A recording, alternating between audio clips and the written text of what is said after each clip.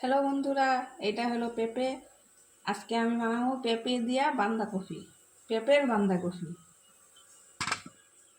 তো এটার মধ্যে পেঁপেগুলা এমন করে ভালো করে আগে কুড়াই লমো, একদম সুন্দর দেখতে বাঁধাকপির মতো হইব। দেখা যাব মনে হইব বাঁধাকপি।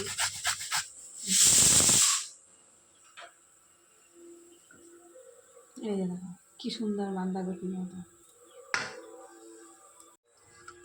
এই যে কি সুন্দর বাঁধাকপির মতো।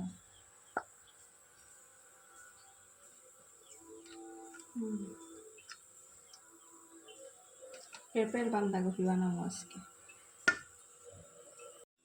এই যে দেখো পুরা বাঁধাকপির মতো হয়ে গেছে, বুঝছো?